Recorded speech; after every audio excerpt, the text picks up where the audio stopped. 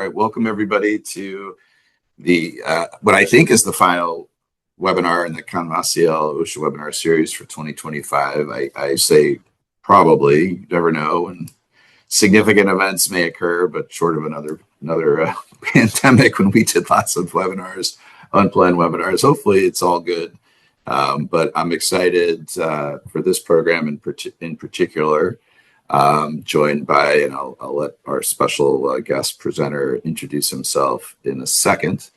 So I've gotten to know Ed a good bit over the last few years. Have the distinct pleasure and honor of serving on I don't know what Ed would call it, a peer group of safety professionals in the food industry that meets on a regular basis. And what's so neat about this group is it's really focused on kind of taking safety to that next level, or safety 2.0. And we've had lots of really interesting discussions about everything from HOP principles to ASTM and the new approach to record keeping and tracking leading indicators and all those sorts of things. And so as we were planning for the webinar series about a year ago for the 2025 series, I thought it would be timely as we end 2025 and folks are starting to prepare and think about strategies and initiatives for 2026 to try to share some information and talk about that next frontier in safety and where the leading companies, and I certainly consider General Mills and Ed to be at that vanguard. And so I thought this would be a great opportunity to hear from one of the real expert practitioners of Safety 2.0. And then we'll have, if we have time, a little bit of a discussion at the end.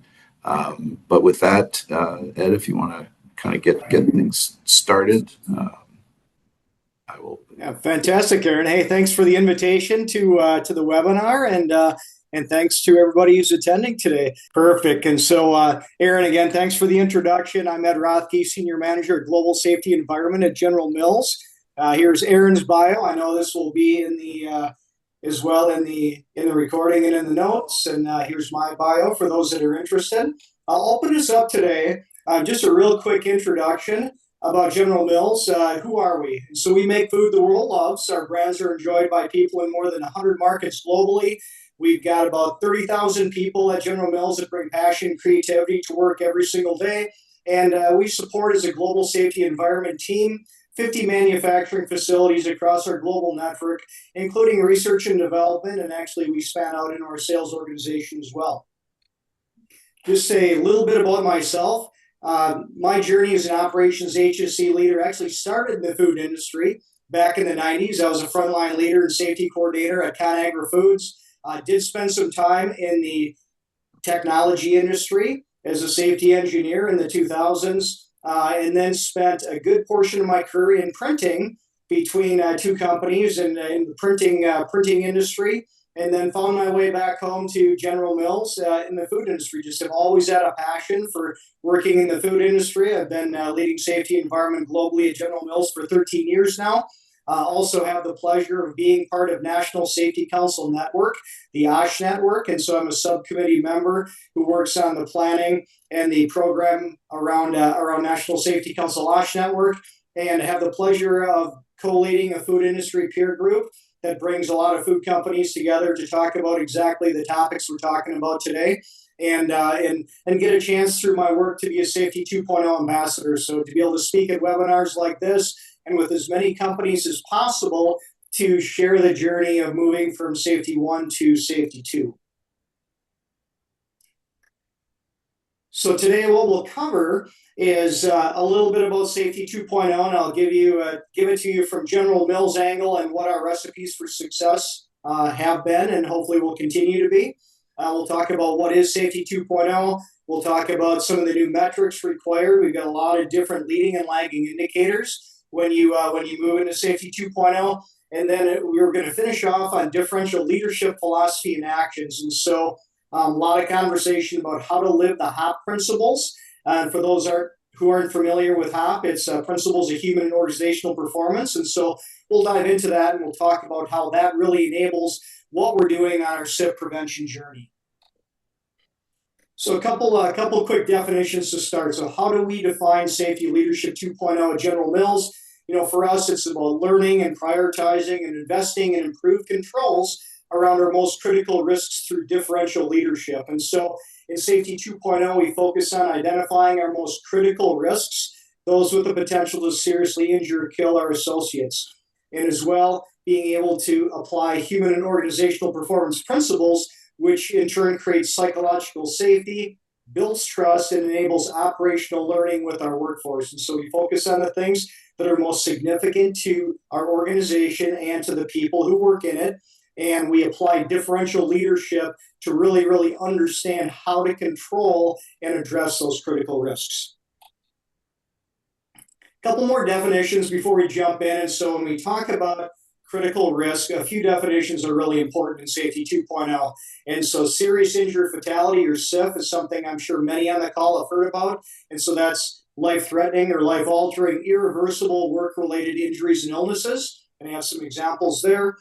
Serious injury and fatality potential involves high risk, typically high energy incidents or situations that could have been worse if one or two factors had been different. And so think of it this way: critical risk is work that presents exposure to high energy. And so you've got some of those energy sources shown in the standard graphic of the energy wheel there. And so there's a lot of things that can offer potential to seriously injure or kill on that wheel, and especially tasks that involve working on or around those types of energy sources. So in Safety 2.0, we've had some things that we've had to stop, and we had some things that we've had to start. So this is our list of Safety 2.0 starts and stops. And so the things we had to stop, we're focusing on everything. All incidents are not created equal. Realizing we can't focus on every single type of an incident if we're going to be good at focusing on serious injury fatality potential. We needed to start focusing on critical risks, understanding what our critical risks are within our organization, and being able to understand the things that can seriously injure or kill or have that potential. We had to stop using zero as a goal and incidence rates as a measure of success. That's a hallmark of traditional Safety 1.0, is targeting zero and using incident rates, or that lagging indicator, as a measure of success. And we had to start to define new leading metrics focused on critical risks and SIF potential. Another thing we had to stop is comparing incident rates internally and externally. So I know a number of you on the call probably have leaderships and executive leaders that love to compare yourself to other industries. They love to compare within your industry. They like to compare plant to plant. And so I'll show you some data that gives you a good indication that's really not a great practice, and it really offers no value within our profession. And so our start was to start benchmarking strategies of companies that are leading in Safety 2.0 and focus on their strategy, focus on their process, because what we learned about their incident rates really doesn't tell us very much. And so what we would say is safety is not the absence of incidents, it's the presence of capacity, and Todd Conklin says that best.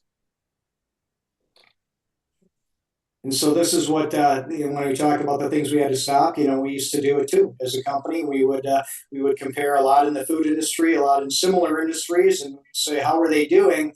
But clearly not an indicator of their capacity to be able to control risk and prevent serious injury fatalities. Just happens to be what their incident rate is. And so not an indication that even points us in a direction of where to start benchmarking. And so being parts of groups like this and other networking groups is where you start to learn how to focus and benchmark differently. And it's a tough habit to break. Leaders traditionally have loved to share charts and how we're doing internal and outside of the organization, but again, it doesn't add a lot of value to the efforts that we are looking to get into when it comes to preventing serious injury and fatality.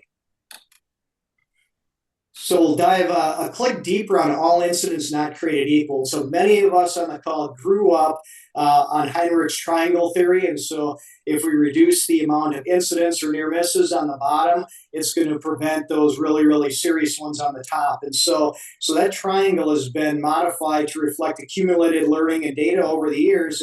And so it's true now as we understand the triangle a little bit more, and we've debunked the original theory. We would say that a reduction in incidence at the bottom does not correspond to a proportionate reduction in SIFs. And so only about 20 to 30% of incidents have SIF potential. And so understanding that not all incidents are created equal and the triangle has changed, it's been accumulated and reapplied to SIF prevention is a really, really important takeaway from this slide.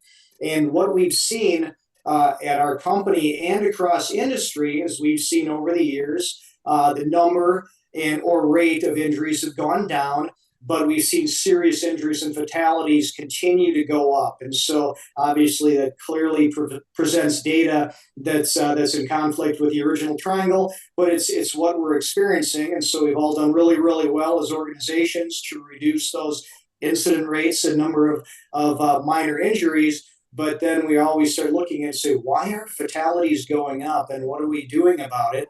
And so when you start looking at going from safety one to safety two, it's acknowledging that we have so much to learn in preventing serious injuries and fatalities that we have to take a different strategy and approach. And so acknowledging that not all incidents are created equal is a very important part of that strategy and was to us when we were influencing our executive leadership. Won't talk too much on this, but just want to let you know that, over the years as safety professionals, we've been in a bit of a trance. And so we thought that total recordable incident rate was something that was useful across the board, but it's been proven that it's not a reliable proxy for SIF prevention. Board certified safety professionals have had a lot of really, really good series on that. If you're looking for more information, look to writings by Matthew Hollowell, Construction Safety Research Alliance is providing a lot of information on that. And you can see some of the points that Hollowell provides. No discernible association between total recordable incident rate and fatalities. Occurrence of recordable injuries is entirely random. It's not precise and shouldn't be commuted out to certain levels or multiple decimal points. And in every practical circumstance, it's not statistically valid to use it to compare to other companies, business units, projects, or teams in or out of your organization. And as well, former Assistant Secretary of Labor at OSHA, Doug Parker, through a podcast that was actually hosted by Todd Conklin, shared something that was really insightful. He said, I was recently asked at a conference why we care so much about injury rates, and he said, I really think it's you as industry that cares more about total injury rates than we do. And I think OSHA's starting to realize the importance of looking to different leading metrics and lagging metrics that are going to help us keep us on the right direction for serious injury fatality prevention. And so a couple of good places to look there if you're still looking to convince your organization to move away from OSHA total recordable incident rate. Yeah, and Ed, I just add that Mr. Keeling, David Keeling, who was just has recently confirmed, and now in Doug's old seat as the assistant secretary for OSHA, he talked a lot in his confirmation hearing about using data, or in his remarks at the hearing, about using data, about trying to prevent serious incidents from happening, trying to find the most at-risk employers. So I think you're right that I would expect in the next certainly in the next 3 years and perhaps longer, but as long as Mr. Keeling is running the agency, that there's going to be a greater emphasis on data and how employers can use it. Yeah, it's an exciting time when you start to see some of those old traditional thoughts change. But what we have to do is we have to be able to replace that with some metrics that are meaningful that make a lot of sense. And so I'll share a little bit about that on the next couple slides. And I want to pause and get some conversation going on what we've shared on metrics before we jump into human and organizational performance. But here was really our business case in our safety 2.0 metrics refresh at General Mills. And so our former safety metric, we're all familiar with it, OSHA total recordable incident rate. It's U.S. regulatory, and what we've known about it for years, and I'm sure you do as well, we're on the call, promotes recordability management and added regulatory risk and cost to our organization. And so not a lot of value add there. It encouraged risk taking, sometimes compromised employee care and culture. And so our leaders weren't always leading in the way that they should be leading through as a values based company when it came to working around that metric. And another way to say it is trying to make things not be OSHA recordables is no way to live, right? That's not preventing anything for anybody. And so we know that a metric doesn't work when we're engaged in those types of behaviors. It's complex and inconsistently applied globally. You cannot take OSHA criteria for recordability and apply it in any other region but the United States because there's too many other things from a structure and from a standard standpoint that don't line up with the systems that they operate. And so it's always confusing being a global company trying to apply something that's a non-global metric. And really distracts us from preventing the most critical. And so what we learned when we looked at our data is what 25% of our near misses had SIF potential. However, we continue to spend disproportionate time and resources on managing low impact incidents. And so we made a change back in 2020 to ASTM E2920 International Standard for Occupational Injury and Illnesses. And so the criteria, we applied those principles, set specific criteria to our risk profile based on that standard. It focuses more on significant lost time medical cases and illnesses and really aligns well with our strategy of not focusing on everything, but focusing on the things that are most impactful to the organization, most impactful to our people. And those are things with serious injury fatality potential. So it aligned really, really well with our strategy that we put in place across the organization. See a lot of benefits. It's more accurate, much, much simpler. It's less complex. Cost savings and cost avoidance from all the time spent trying to interpret is something an OSHA recordable, is something not an OSHA recordable. There's just, it's very, very clear what would be considered a reportable incident underneath ASTM. And so it doesn't come with the same regulatory risk. You look at OSHA criteria, and if it's not accurate, you've got some regulatory risk there. Whereas this being a consensus standard and an international standard, it does not come with the same regulatory risk. So it removes that piece of it out of the equation. It, for us, improves employee care, enhances our leader credibility, and improves culture. It allows us to focus on the things that are most significant, but most importantly, that metrics refresh change that we made about 5 years ago created space to learn and apply differential leadership focus on our most critical incidents and risks, those with the serious injury and fatality potential. And so when you look at it, it's a subset of OSHA criteria. So you're seeing a smaller set of data, but what you're doing is you're creating space to look at things that maybe the organization hasn't looked at in the past and doing it at a much, much different level of detail. And so when you would look at it, it would say what you would see on ASTM might be 25% of what you see with OSHA, but it's all the things that are most significant. And then building on top of that some metrics, which I'll share, you can see how it points you in a different direction when it comes to focusing on preventing serious injury or fatality. But Ed, where does as some folks may be wondering, I know a lot of my clients, their 300 logs are littered with ergo cases. So when you talk about a SIF, right, and obviously whether it's safety 1.0 or safety 2.0, I mean everyone is tends to be very focused, or at least very concerned about preventing fatalities, amputations, incidents that are going to result in hospitalizations, and that's easy to conceptualize those as a SIF. But how does this framework handle things like ergonomics and the stress, repetitive stress and strains, the back injuries, which are expensive to the organizations, result in a lot of claims, lost time, can also throw off obviously your rates and open you up to an SST inspection by OSHA. But I just wonder if you could talk a little bit about how ergo fits into the SIF framework.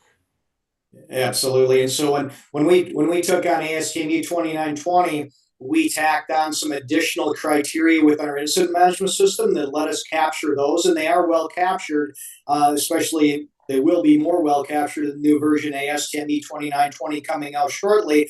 But we actually built those criteria in the system, and you have to be able to care about your cost drivers, right? So you start looking at ergonomic related injuries and illnesses. You have significant costs associated, and so we carve that out and make sure if we have locations that have those types of risk profiles and have those types of exposures that are cost drivers, we capture that and build strategy around that as well. And so we're not saying don't look at all of the things that we would be sitting out there in OSHA typically looking at. What we want to do is we want to be smart about it, focus on the things that are most significant, not only from injury, illness, cost, but also from those ergonomic exposures. And I'll show you an example of that here in just a second. Great question. Any other questions coming in, Aaron, on this slide? There's probably a little bit of curiosity. Yeah, another question I think that relates to that. I've seen. So again, when you're talking about critical risks and still acknowledging, right, we're focused primarily on keeping people safe. But when you think about like the broken windows theory in policing, right, like that if you allow if you ignore the broken windows, that's going to result in more crime in the area. So how when you have the safety team and leadership focus on critical risks and preventing SIFs, how do you deal with? Because I don't think anyone. I want to clarify for everyone. We're not talking about if someone's using daisy chaining an outlet or the fire extinguisher sitting on the floor or the eye wash station is blocked. We're not saying to ignore this. So how, from a culture standpoint, or really from a safety management standpoint, how do you build in and address those things that don't have SIF potential? Because OSHA will still cite for those, right? And if you get a repeat, it can still be expensive. So I don't know if you can clarify, just like we're not talking about ignoring everything else, right? It's a different mindset. Yeah, that's right. And so what we're doing is we're taking a look at basic systems to take care of conditions in our workplace that can cause minor injuries, right? So we have to continue to make sure we have systems in place to do that. A lot of it relates to the conditions on the shop floor, the conditions out in whatever work environment you're working in. So looking at that, and what we would say is you still address incidents, you just put more time and effort and resource into taking care of the things that might be a little bit more significant, a little bit more complex. And so we don't treat every incident analysis equal as well. We're taking a look at realizing we have certain incidents. The factors are very clear. It's very basic. We address them and we close out those incidents where we put more time and differential focus around the things that have the potential to seriously injure or kill, or may have resulted in a serious injury or fatality. And so hopefully that helps clarify a little bit. You don't look the other way on it. What you do is it's how much resource and time you apply to it. Right. Okay. And a couple other questions that come in. So first, can you clarify what you mean by differential leadership? Yeah, I'm sorry, Aaron. We've got a little bit of a bad connection. Can you go a little closer? Yeah. Sure. The question is, can you clarify what's meant by differential leadership? Yes, I will. In HOP, in the second part of the presentation, I will talk specifically about differential leadership and how it is differential and what that looks like. Okay. And then one last question, then we'll get back to the slides. How are you or in your system defining SIF? Are you using OSHA's definition, EEI, CSRA?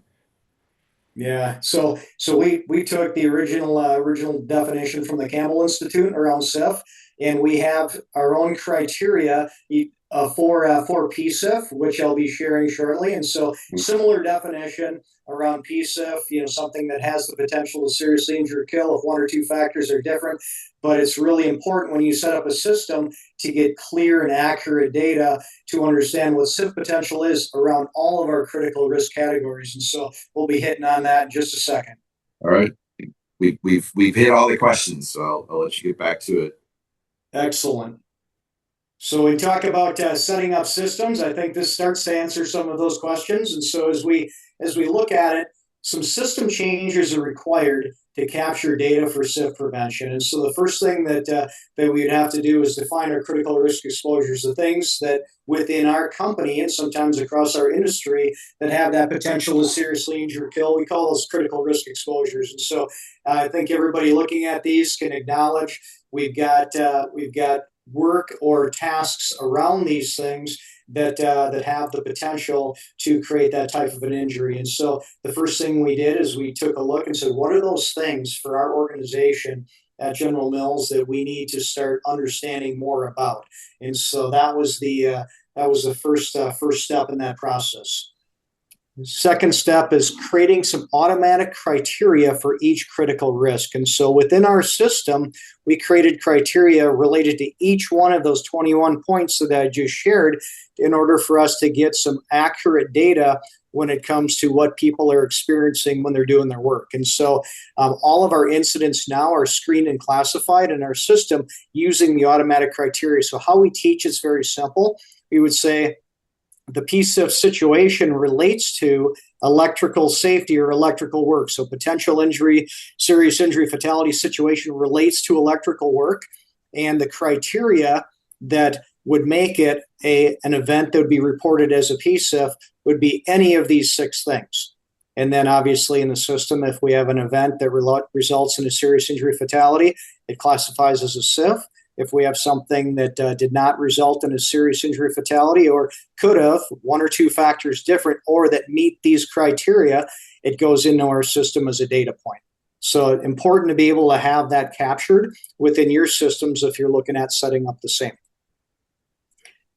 And then the third thing we built into our system, which is extremely helpful because people say, how do I control this, right? What do I need to do if I don't have any controls in place related to this event? And so we built in what's called a failed safely determination and a controls verification. And so did an action, object, or a system mitigate the outcome or prevent the event that was a PSIF from becoming a SIF event? You know, were the controls that were in place, did they prevent or mitigate a event that would have been a serious injury or fatality? And so here's our electrical work example. We have these things wired into our system to say either we don't have controls in place or we had controls in place in the terms of actions or objects related to electrical safety to prevent these types of incidents. And so you look at it post-incident, and if you had a PSIF, did we fail safely and you had controls in place, or did we fail lucky? Were we uncontrolled? And so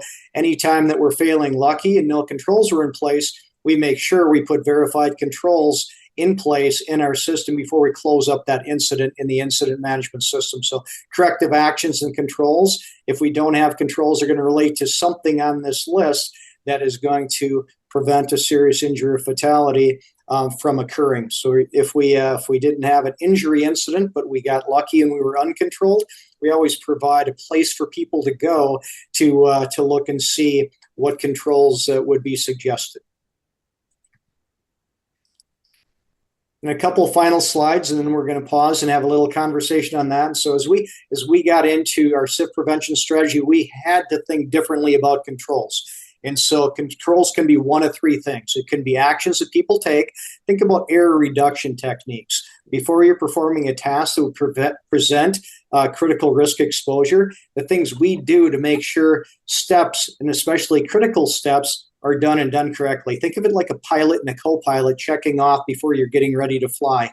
And so controls around these types of exposures can be actions that people take, can be objects or devices, which we're all familiar with, traditional safeguarding. And so safeguarding interlocks, light curtains, all kinds of different safety systems that we can put in place as an object or a device. Sometimes it's even a physical barrier to protect or mitigate. Combination, sometimes referred to as a system. And so the combinations of actions and objects would fall into the category of a system. As we head down the SIF prevention path, the change in mindset has to be that training, procedures, and coaching are not controls. They're just simply enabling activities. So not a means of protecting people from critical risks. They're the things that bring people to learn how to do their work. We train people on how to do the work. We provide procedures on how to do work. We coach them daily on how to do the work. But in the heat of the moment, when I'm working around an exposure that has critical risk potential, that has high energy, these things aren't going to protect me from that exposure. Controls are actions, objects, or systems. And so that's the question that we had to ask a lot across our organization as we were bringing in our strategy for serious injury fatality is, did our corrective actions typically involve actions, objects, or systems, or did they normally involve training and procedures and coaching? And for a number of years, as we were making that transition, we still had some of those old habits of the corrective actions around events that could have been much worse. They could have been serious or fatal, involve training, procedures, or coaching. And so that's when we had to step in and say, we need higher level controls to address this type of an exposure. It's different than something that can't cause that particular outcome of a serious injury or fatality. Couple things on metrics, and then we'll pause and talk about human organizational performance. Here's what our metrics look like right now. And so our SIF prevention metrics drive leader engagement. Our reporting continues to improve year on year. And so when we started our first year, you can see in F20, it doesn't even show up on the graph because we had under 100 of these types of reports around serious injury fatality potential. And now we're upwards of a couple thousand a year. And so as we look at it, we have enhanced risk identification and reporting by building out the systems that I just showed. We improve psychological safety and our capability to discuss. And so that's where the differential leadership comes into play. We'll talk about how HOP enables us to understand more about our critical risk in just a second. And then strong engagement strategies and data-driven risk ranking are really a focus for us. And so we have the ability now to say for all of the potential serious injury fatality events that we report, so out of those 2,100, right now we're failing safe a certain percentage of the time, and we're failing lucky another percentage of the time. And so we fail safely about 53% of the time. An action, object, or system prevented it from being worse. Unfortunately, you look at the other side of it, 47% of the time we're failing lucky, right? So we've got a lot of room to improve the difference between controlled and uncontrolled. We have the ability within the system. Was the PSIF report reactive at the time of the event, or was it proactive through engaging a person in conversation as we plan for the work, or verifying the controls were in place while we were doing the work? And so we'll talk about that in just a little bit.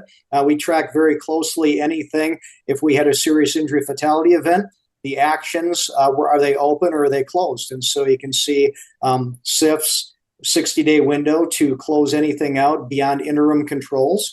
And then for PSIFs, we make sure we have interim controls in place and work toward those higher level controls within a 90-day period. So snapshot of what our metrics look like. We also have the ability at the sites to use a dashboard for globally and for all the sites, so they can see their top 5 situations and conditions related to serious injury fatality potential, as well as the automatic criteria, and we can get accurate counts. And this not only helps the sites, but it helps us from being able to figure out which programs do we need to work at the corporate level to apply more focus to. So we use Power BI to do that right now. I'm not promoting it, but it sure is slick for capturing our data out of our incident management system to see where we need to focus across the region and all the way right down to the site level. So I always love when I know we've got an engaged group. We're getting some good questions, and I always like when the questions are basically what I was about to ask. It tells me nice, that right? We've got a lot of smart people on the call, and if I'm having the same questions that they are, then I guess I'm following along. So one of them is, can you go into depth on the difference between an action and a procedure? And I had the same question, right? And I was thinking of that in the context of, and I think you and I have even talked about this, like training is great, but especially like in the food manufacturing and a lot of other industries, there's so much turnover that if you're relying on training, the do you have even the confidence, right, that people are gonna get enough the right training, or they're gonna grasp the training, I know Yeah, I've been in not in a General Mills facility, obviously, but I've had cases where or clients where we're working with them, and they discover that there are people that slip through the cracks, right, that's right. and Yep, inevitably in an OSHA incident, that person, even if they're not the one hurt, they were probably around, and you have to produce those records to OSHA. They're going to see that person didn't even have the training, which even if it's 1 out of 100, that causes them to lose confidence. So that's right. yeah, so if you could kind of talk about the difference between an action and a procedure, or just generally what those actions look like, that'd be great. Yeah, absolutely. And so, one of the things, and we feel the same way. It's something where when you start looking at the variability in training, what training does when training is happening, the ability to get people in consistently, it's simply an enabling activity. It tells us how to do the job. It's the key to it is embedding leader habits into your work system, and maybe another webinar, right? But I'll give you a quick answer on it, and I think people will probably relate to it. Is being able to, as you get ready to do your work every day, and you're having a shift handoff meeting, or if you're having a meeting across the area to plan for your next 8 hours of work, you're simply starting to ask different questions, right? So you're asking, am I going to perform any tasks today that involve critical risk? If I am, then it goes on to who's going to own the plan for the day to address and do the safe work planning for that work and make sure the controls are in place, who's going to follow up on it, and then at the end of the day, who's going to ask questions to see, were we able to maintain those controls, and did we encounter anything that was unexpected? Did we have to improvise and adapt and make do? Did anything surprise us out there? And so what it's doing is that is an action that allows leaders to engage differently, to understand how to control critical risk day in and day out. And so it's something where, as it rolled off my tongue, it seems simple, right? But we've got it built into our work system. We've got specific leader habits and tools, and that becomes a metric. Did you do those things to make sure the task that involved critical risk was going to be able to be done and done safely? And we had the right controls and we could maintain them, or didn't we do it? So it's a binary metric. It's a 1 or a 0, right? And I think a related question, another good one, are there examples of new controls that are being used in place of, or in lieu of, like maybe to supplement in training and procedures?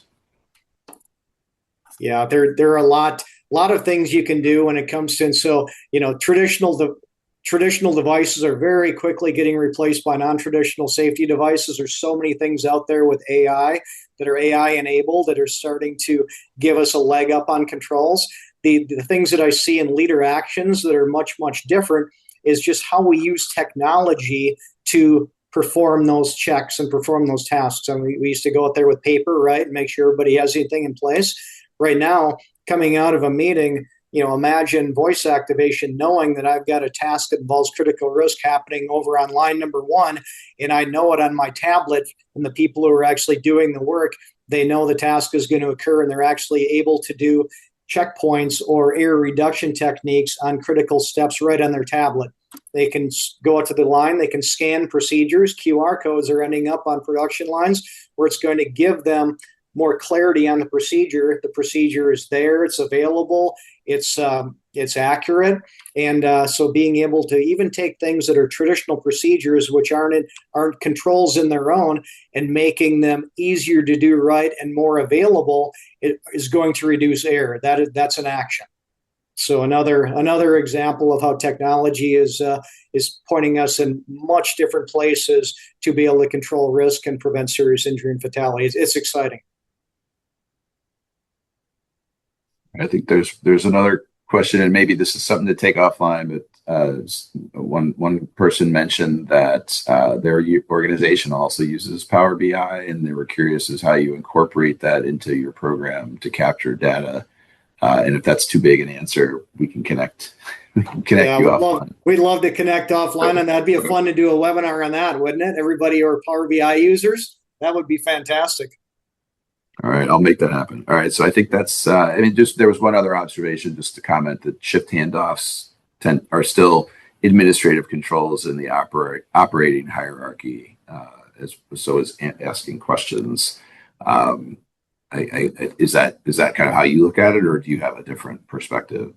Yeah, shift handoffs are still administrative controls, are still communication, but it's the questions we ask in a shift handoff, which are a little bit different, which I'll share in just a second. Yeah. Those Okay. shift handoff questions are going to point us in a different direction and give us an indication versus just a traditional shift handoff where we say, did we have incidents today? Yes or no? And if it's a no, we keep on moving, right? So we have to ask different questions to understand how close were we to actually coming across an exposure that could seriously injure or kill. And so different questions give us different answers and different ability to put actions in place before the next shift. And we've gotten to all the questions, so please. Good. Well, I'm excited to get on the hop. So I'm going to give you a couple final points on 2.0 on our metrics refresh. And so that ASTM criteria that I mentioned, we monitor it, but we don't target it for reduction by global or regional. So we don't operate to zero incident targets, because the more we talk about zero, the less people want to talk about, because anything other than zero isn't good news, right? And so when we realize that very quickly, that zero isn't pointing us in the right direction, understanding more about our critical risks is. And so another point that was brought up earlier, if we have a ASTM, or we call it General Mills S reportable trend, correlates with increase in the cost allocation, such as ergonomic related, we'll engage differentially and apply differential resources. And so we know which sites have those different profiles, and so we engage and we keep ergonomics front and center. Outside of these SIF and PSIF events, we have the ability within our system, any site can elevate an individual incident to a plant priority and apply more resources, differential focus. And so that's always an option. We need to build that and have that freedom to operate within our incident management system. And then last point, regulatory data, OSHA rates, counts, of things of that nature. OSHA just in the US, obviously we've got 4 other regions that we concern with that have similar criteria. We don't monitor globally or regionally. We just expect accuracy, that the sites report and record in accordance with legal requirements. So we take the pressure off the thing that's regulatory, that offers risk to the organization, and allow them to elevate things as planned priority and focus on the things that are most significant. And it puts us in a better place, not only from an efficiency, but an effectiveness standpoint.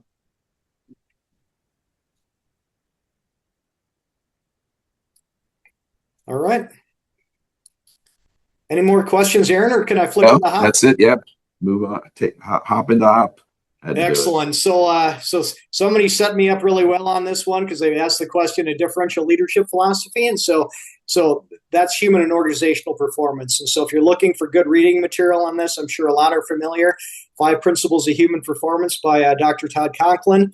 And the principles seem very simple on the surface. Error is a normal condition. Blame fixes nothing. Learning and improving is vital. Context of the systems that we provide to our people influence their behavior. Sometimes I like to use the word decision and choice. And how we respond as leaders matters. So what it is getting out of the blame game and onto an operational learning journey. And so clicking a little bit farther into HOP, human error being normal. Our best people make mistakes. The person who thought was our best operator the day before, is going to make human error. An error is going to happen. Error is normal. And most humans make 3 to 6 errors per hour, all of us, and all of the work that we do. And so we can't expect people to be perfect. And so really important to acknowledge that. Once we acknowledge human error as a normal condition, it changes everything when it starts looking at what we're doing around causal analysis. Blame fixes nothing. Can either blame and punish or learn and improve, but we can't do both. And so it's so true, right? For those that have children, significant others, if we've ever blamed and then came back and tried to learn and improve, very difficult, right? So we need to understand and get enough context around the situation before we head down that path. And we need to make the decision, are we going to learn and improve, or are we going to blame and punish? And so we also learned that being a learning organization is a deliberate choice. You have to make the conscious decision to be a learning organization in order to fully embrace the HOP principles, because it's all about operational learning. HOP was born in reliability. It started with high reliability organizations and moved into human safety shortly after. Context and systems influence behavior. The work is done is almost always different than the work we imagine the procedure. And so the little image that I show up on the right, the green line is the work as we imagine it's being done. That's the procedure as written. The actual work and how work actually happens out in manufacturing or any industry is usually the blue line. The actual work or work is done, and so HOP is being able to study and understand the blue line and understand if we have potential to intersect with serious injury fatality exposures. And you can see that happens from time to time. Is we'll have an intersection with that danger. It's acknowledging that very rarely does work happen exactly according to the procedure.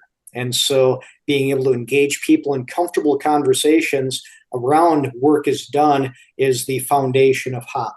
And how we respond to failure matters. How leaders respond to the events really count. And the HOP principles enable psychological safety and operational learning. And so for us, as we brought our organization through, it usually takes about 6 to 9 months to fully internalize for a site and a leadership team to understand the HOP principles. So we don't go fast, we go slow, a principle per month, and we engage as HOP coaches in the learning around each principle, and they're in order for a reason. You really have to understand them in order to understand them holistically. And so as we went down the journey of HOP, we sprinkled seeds out there. We introduced safety contacts around individual principles. We brought learning and development solutions together so our operations could learn principle by principle. And we found it to work really, really well. And it takes about 6 to 9 months to really get a good handle on the principles and how they interact and how to lead differentially as you go along. So I'm going to show a quick video and want to get your perspective on this, right?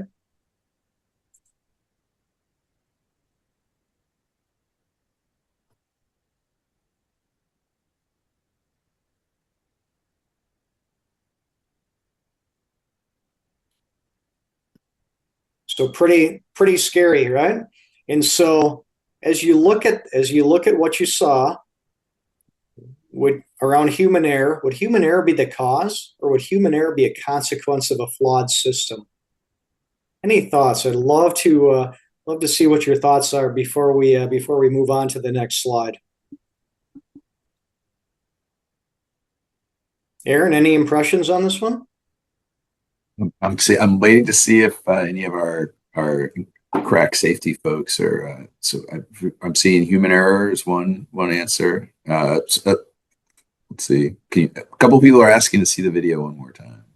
Now we're getting more people are weighing in on flawed. So we should have done a poll, but I'd say the flawed system is winning. Flawed system's winning. Yep. Yeah, we've got a smart group then, and so we'll talk a little bit about this, right? And so we talk about differential engagement. Differential engagement starts with creating the understanding and belief in the HOP philosophy. It's never accepting human error as the cause of the event. And so a really well-known HOP practitioner named Steve Scott, a gentleman I respect very much, he's got the best line out there. He's saying, if we accept human error as the cause, what are you going to fix? So human error is a normal condition. How do you fix a normal condition, right?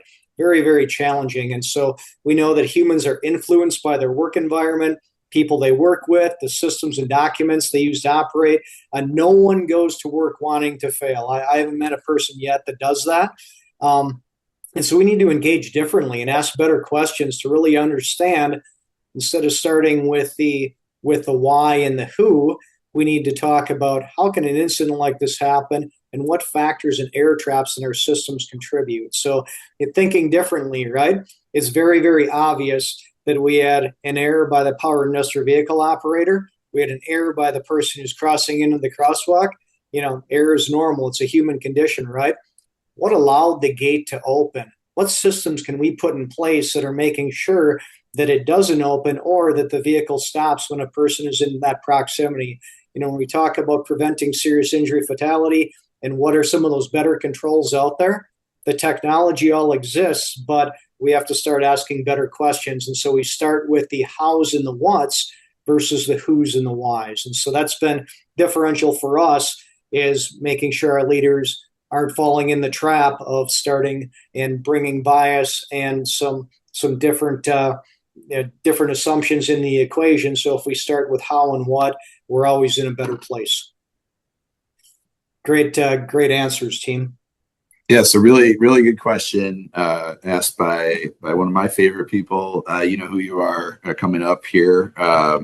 And this is something I think you and I have actually talked about this at length. And I think you may have a slide that's kind of coming up. So if you want to defer to that slide, but the question is, any suggestions on balancing HOP / getting out of the blame game versus the need to enforce safety rules? It's coming up because I knew Okay. the group would be interested in it, because it's very, very important when you head down the HOP journey to have a strong process in what's called deviation analysis. So I'll share a simple tool. If for those, there's going to be some on the call that are familiar with it. Others, it might be new. It's a gold nugget. So it's something that we learned about on our journey from a couple other organizations we benchmarked. Without it, you're always going to be in that position, where you're going off a bias and assumption versus actually putting some steps in the process that help check our bias and assumption around incident analysis or event learning. So super, super question and a great call out. So a little bit on rethinking our foundational safety processes. And so we had to transform safety engagement. And so with HOP, we started by understanding the principles, and then we moved into application. So applying the principles to incident analysis and to learning team. And so you can see the language change is very, very different. Incident investigation moves to incident analysis. And when we start looking at learning teams, it's going even deeper by applying HOP principles and asking better questions. And so we won't go deep in it, but I just wanted to give some context before I share the next slide. So our safety engagement system, we used to be very big on safety observations, observing the critical behaviors and such. And so we've moved out of safety observation, and now we just engage people differently through work is done conversations proactively before events and reactively after the events through incident analysis and learning teams. And so what we've done is we moved from observing for compliance to that work is imagined, the green line that I showed, to actually listening and learning from workers about work is done and critical risk, the blue line. Because if we're always going out and we're observing to critical control or critical behaviors, and if we're observing to just the procedure, we know that our systems are driving decisions or choices. And when our systems don't run reliably, we don't always have procedures for that. So people are automatically working on that blue line. So observing them for compliance to the procedures doesn't do much good. We need to understand when the procedure doesn't make sense and be able to engage people in conversation about when our systems don't run reliably. Do we have enough control in place, and understanding more about that? What those situations of unreliability force our people to do, or what are those situations or conditions that drive people to operate outside of standard work? So that's the transition that we made, transitioning out of safety observation into work is done conversations. And so the more work is done conversations we have that are proactive, the better we get, and more comfort level and more psychological safety exists when we're in a situation where we're having reactive work is done conversations after an injury incident. And so the proactive conversations build trust and psychological safety and allow us to learn more when we're in a situation where it's reactive. So a quick look at those questions, and then we're going to land back on the question there and that you just asked previously. So here's what the work is done questions look like. And so we ask work is done questions to enable learning around the critical risk, things that are sticky. If we have a little bit of time to engage with an associate, we're going to talk to them about stuff that'll kill you. What's the most dangerous task you perform? What's the worst thing that could happen when a failure occurs? Because human error is normal and failure is going to happen. What's in place to protect you? Is that enough? Are these things effective and easy to implement? When we see a person maybe struggling on a task for the day, we're going to be that person to pause and say, hey, let's take a break. Can you tell me a little bit about what's difficult, dangerous, or different, or dumb today? We call these the 4 Ds. And so the 4Ds, usually if you start at difficult, it's going to be really, really obvious. They'll have a lot to say, especially if they're struggling on a task. You'll very quickly understand what might be dangerous, what might be different in the system today, and what could be going on that's just dumb within the system. When a person's not following the procedure, instead of safety observation and coaching them to follow your critical behaviors and go follow a procedure, drive faster, what we're going to say is we're going to ask the question, when is the procedure not easy to do right and hard to do wrong, and what do you have to do when our system isn't running reliably? So important to ask that question. And then probably the most interesting one that we're gaining the most knowledge from is at the end of the day, when we don't have any incidents, what happens when nothing happened out there, right? What's happening when nothing is happening? And so we ask, what happened the way you thought it would happen in the plan for the day, for the work? What surprised you? In that plan, what hazards did we identify and which ones did we miss? And then most importantly, where did you have to improvise, make do, or adapt? And so in that, what we're saying is when were we following the procedure, or when were we following the plan that was set in place if there wasn't a written procedure for it, and where were we adapting to that, right? So what we're doing is trying to understand what's going on with the blue line, and if we were in a situation where we were accumulating more risk and we were in a position where we might have just got lucky and we didn't have an intersection with danger or that particular exposure that led to a serious injury or fatality. And so here's how hard it is to change, right? When we debrief successful work, we're wired in the system within our work systems, and we've worked to change this over the years. If we don't have a safety incident, it's green. We don't talk about it, right? And so just look at the amount. We have very, very few days where an incident happens. We have all kinds of days where incidents don't happen. Doesn't make sense to focus on mostly just the accidents in order to understand the lack of accidents. And so building 5 minutes into a shift exchange to ask these questions will help you build a stronger, more robust plan for preventing injuries, illnesses, especially serious injuries and fatalities as you move from shift to shift. Pause right there. Any questions? I think we've got most, and there was one. Can you share how you address vehicle accidents and workplace violence for PSIF potential? Sorry, Aaron, can you re-ask that one? Sure. How do you address vehicle accidents or workplace violence for PSIF potential? Yeah, workplace violence we typically have on the on the security side, but we apply the same thing from a principal standpoint, right? And so we typically try to understand the how and the what in it on vehicle incidents. That's interesting, right? Because that's a large percentage of our PSIFs, and so we tend to be working a lot on controls right now, especially controls that enable us to fail safely. We see a large category of our PSIFs to be around powered industrial vehicles. And so we're doing research with companies right now that if we can't solve it through a layout or a better layout that separates people from the vehicles, or vehicles from vehicles, or vehicles from critical infrastructure, we're looking to those control technologies, because you're not going to solve it through coaching. You're not going to solve it through retraining people on powered industrial vehicles. If you've got a bad layout and you have people in the area intersecting with your vehicles, the best thing you can do is start to identify which areas are the highest risk, most frequent exposures, and get working on better controls, because you won't solve it through anything else other than that. Right. One other question just came in, and I'll preface it because I think this implicates this issue.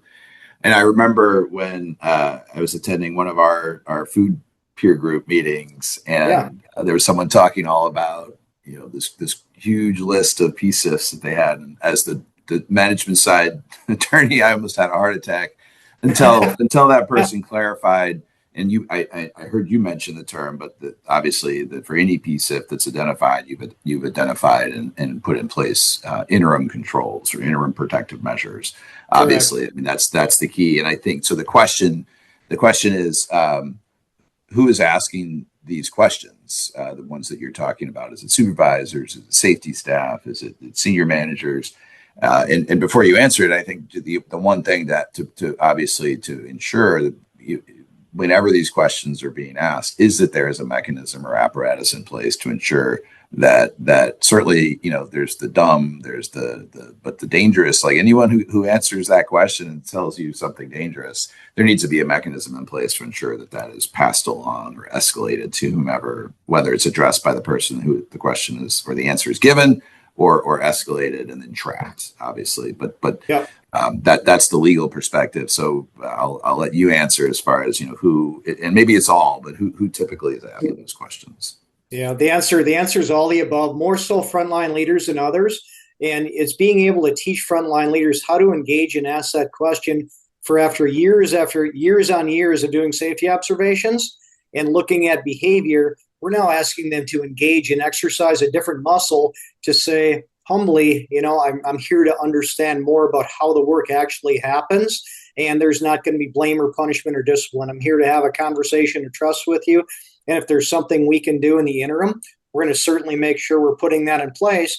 But if something elevates to the point where we've got a critical risk that is that's high risk and is happening frequently, the exposure is frequent, that bubbles up to priority when it comes to capital planning, right? There's certain things that different levels of dollars that are required for certain things, but also realizing that actions as interim controls will get you through if applied rigorously to some of the higher level objects and systems when it comes to putting controls in place. And so, that's the most important thing. If we're engaging, is realizing these exposures have always been there.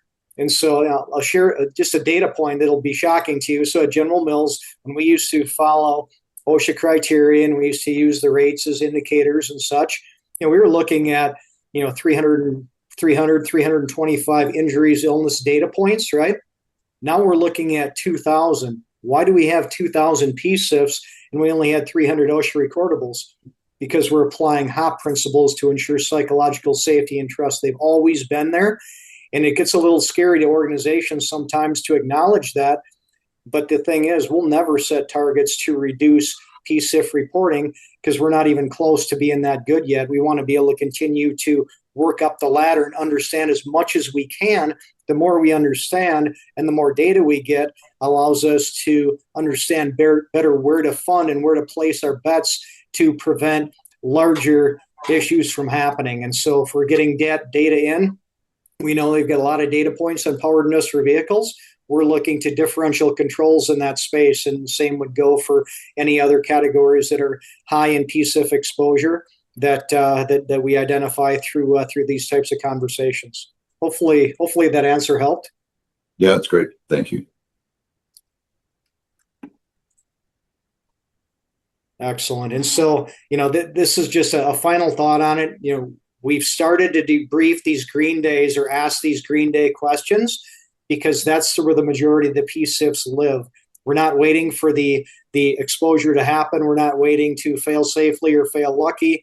We're looking at providing greater insight into the hazards and risks for the oncoming shift. And so if we're doing the right things, if we ask the questions to start, if we verify controls are in place to a plan, and then at the end of the day, if we take just a few minutes to ask these questions, we're going to be in a better situation because if we're not talking about a green day, whether it be human safety, food safety, or reliability, all the factors that would go into manufacturing or make, we're not acknowledging what's really happening on the floor. And so these questions are very, very insightful. But it does take a different mindset, and our frontline leaders, they're not perfect. Human error is normal, right? They might have to go back and ask them in a different way sometimes, but you always work toward asking better questions. The better questions you ask, the more answers you get, and eventually the more understanding. And so that's how we went from 300 data points on injuries and illnesses to greater than 2,000 that could seriously injure or kill. Quick look at evolution, incident investigation to operational learning. And so I'm not going to read it all on the left side of the slide, but these are some of the things that traditionally are associated with incident investigation. Tendency to blame. We're always looking to see if a person's following the rule or the procedure. A bit of emotion because the approach in 1.0 was starting with who and then why. And sometimes the why, specifically 5 whys, are going to put you in a situation where it points back to people. And so it creates some blind spots in the system, leads to quick fixes and lack of trust and psychological safety. Versus on the flip side, on the other hand, is operational learning. We assemble for events of significance, things that either would be serious injury fatality events or fatality credible events that are PSIFs. We assemble learning teams with the only intention to learn and improve, to study the blue line, to realize that there's no outcome. We're going to focus on the system and what failed. So no blame, punishment, or discipline. Even with contractors and third parties, we follow that same process. It's a no outcome engagement when it comes to operational learning. We start in their process and understand the complexity, and we separate it into a part 1 and a part 2 meeting. Part 1 is to understand work is done, and then lead into what was going on at the time of the event, what were some of the system error traps that were in place, and then part 2 is digesting what we've learned and being able to come back a different day and get into problem solving through Fishbone and other tools and methods. And so we use multiple tools and methods, humble inquiry to understand how work is done, take a day or a couple days or even a week off in between to really soak on the things we learn from the people who do the work. And it gives us better short, medium, and long range corrective actions and builds trust and psychological safety. So we always say no one wants to get investigated. It never feels good to get investigated.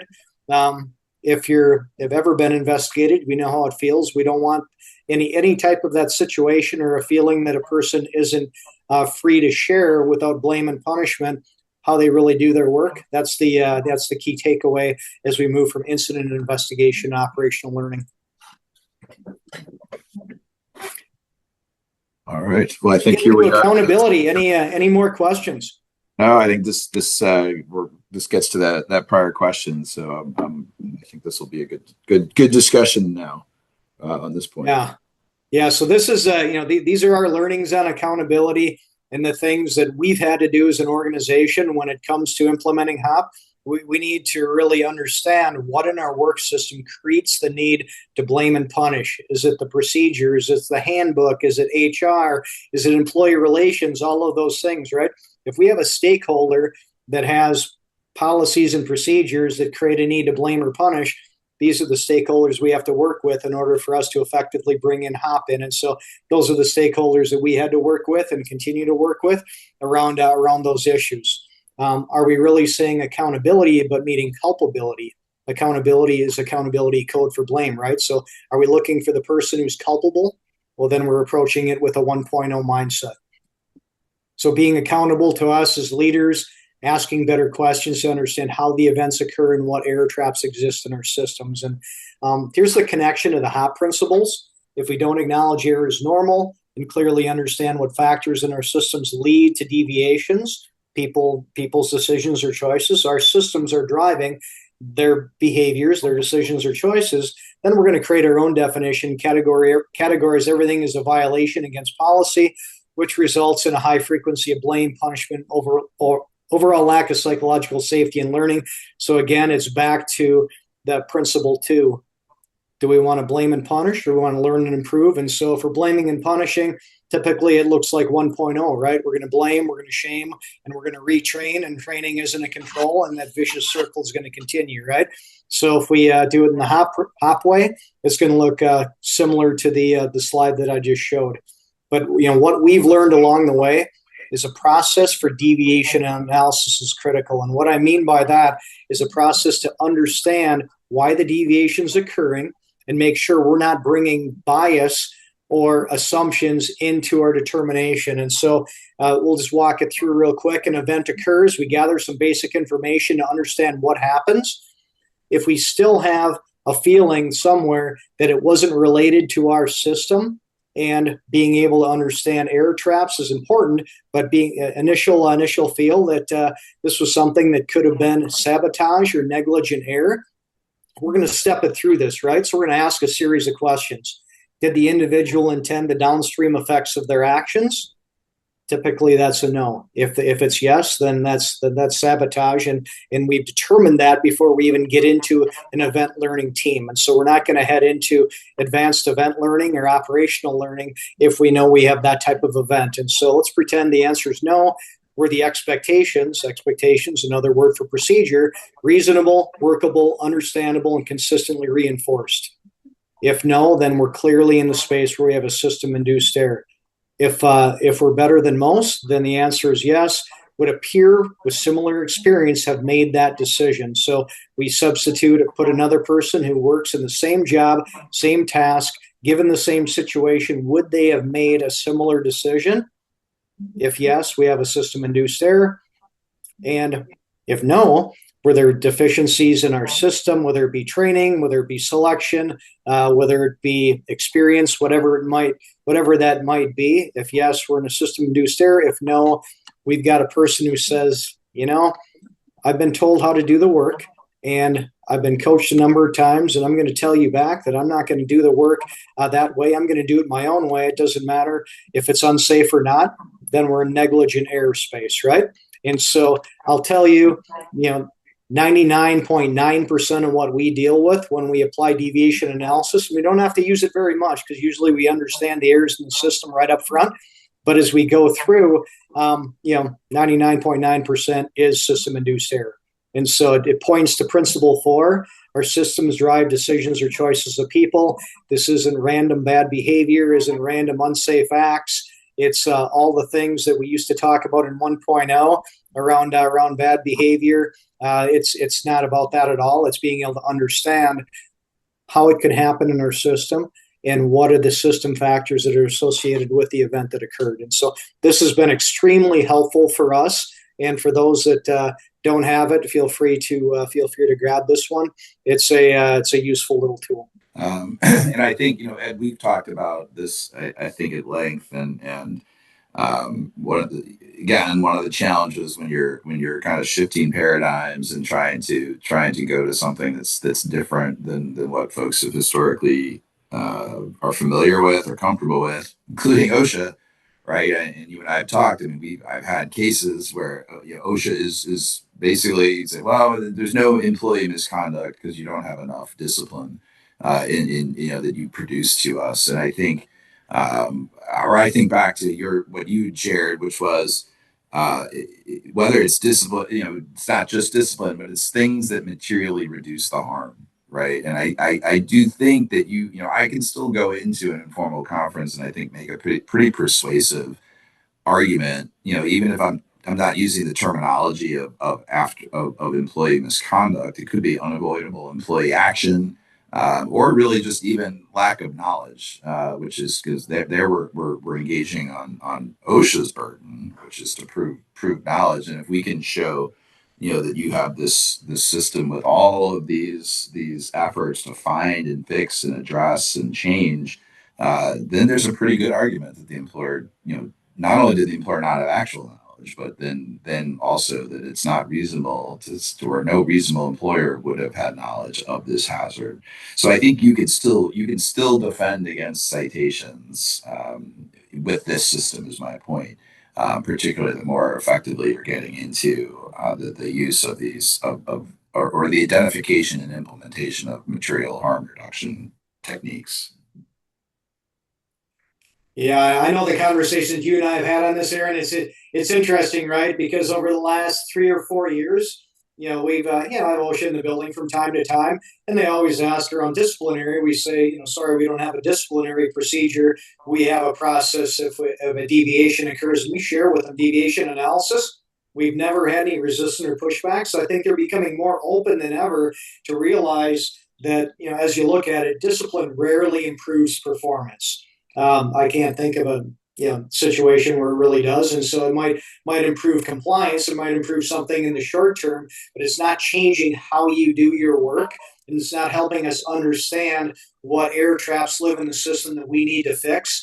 And so, discipline. You're attempting to fix one person in that situation, and the rest of the people are going to look at it and say, I'm not going to say anything. I'm going to figure out a way to work differently where people aren't going to figure out where I'm not following the procedure, right? I'd rather be on the side of understanding where the procedure doesn't make sense and understand work is done and where their work intersects with these critical risk exposures versus relying on discipline. And so, areas to look, right? Look at your employee handbooks, look at your HR policies, look at what's said in orientation.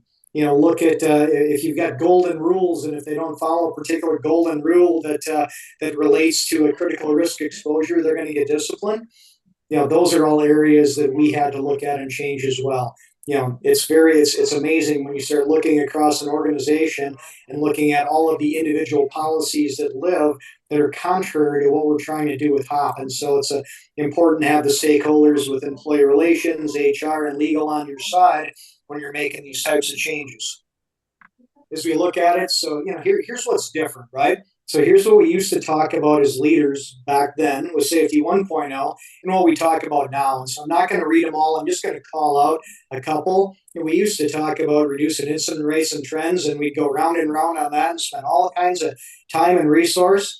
Now we talk about how to increase PSIF reporting and improve controls. How are we actually engaging in those leader behaviors or actions within our daily work? We talk about now where to spend the next dollar to reduce critical risk. Before, we used to figure out how to spend money to reduce our OSHA rates, right?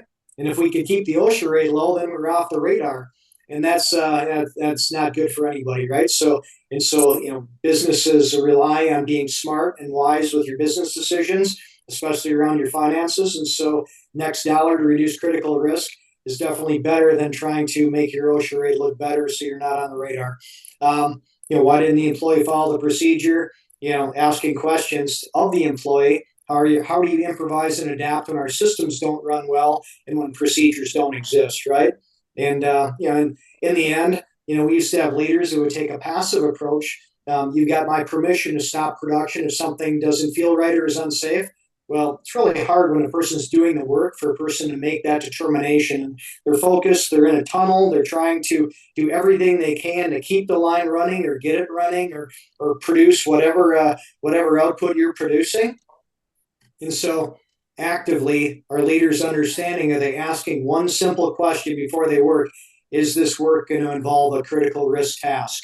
Do we have potential to be injured or killed if we're not putting the right controls in place, and then predefining what happens? What are those indicators that if you see this as an elevated temperature, is it something that's outside of the scope of the plan we put in place? Those are the things that trigger stop work, not just a gut feel to stop if it's unsafe, right? So being clear in leader action to plan for the work, and be clear in if you encounter X, Y, or Z, then these are indications to stop work, right? So a little bit different when we talk about different things now than what we used to. So some results we've seen for the last 5 years, our visibility and reporting continues to increase thanks to psychological safety through HOP, and our SIFs and severity are going down. And we have better capability now to identify, discuss, and prioritize solutions to address our critical risk. We know where to spend that next dollar versus 5 years ago. We didn't necessarily know that. And last slide, quick case study for those that are interested. We went public back in 2023, and we're all in to help change the conversation externally. So if anybody's interested in talking more with myself or anybody at General Mills within our Global Safety Environment Organization, please reach out. I got a QR code to scan so you can see how it looks different when we communicate it in our Global Responsibility Report.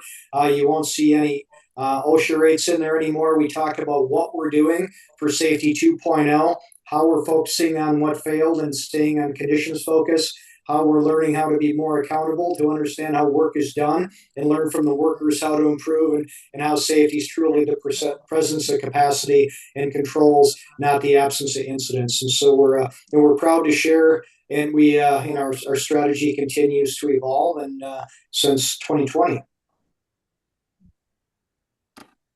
Great. And I think one kind of as a follow up to that, just one, and maybe it's not a quick question, but is there one, because obviously represents a pretty significant change for an organization to kind of start down this road. for those companies that may not have the either the financial resources or the brain power resources that you all have at General Mills, is there a step or a process, something like a first step that you recommend that folks take? Yeah, and so I guess I'll talk on the metrics, and then on leadership philosophy. On the metric side of things, is it doesn't cost us anything to change the metrics, right? And so being able to engage the right people and ask the right questions and really come up with your why for the change, because making a change from OSHA metrics and having people continue to do what they do in the OSHA log, but actually taking on some different metrics that points you in the direction of serious injury fatality doesn't cost very much, right? And the other piece, when you start heading down that path, you're going to clearly find some things that are different that you've looked to invest in versus what you're investing in now. And so it's this is a long game. It's not a short game. And so we look at it as SIF prevention strategy at General Mills is a long term strategy. It's a year on year strategy, and you continue to invest where you can.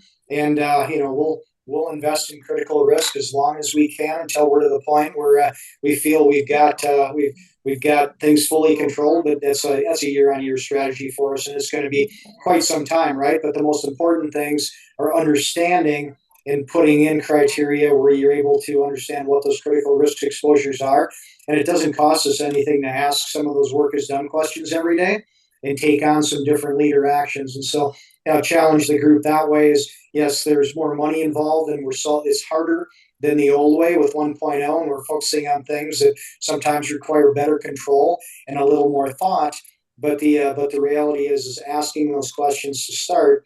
There's no cost with that, right? And so it's not knowing about the risk doesn't make us any safer. So that's been our approach with it. Is we know it's not an overnight thing, and it's better to take some of those individual steps. And on the differential leader behavior side, our step was reading that first book on the HOP principles and figuring out how to have conversations across the organization to really internalize it before we brought in a strategy where we brought it across the organization.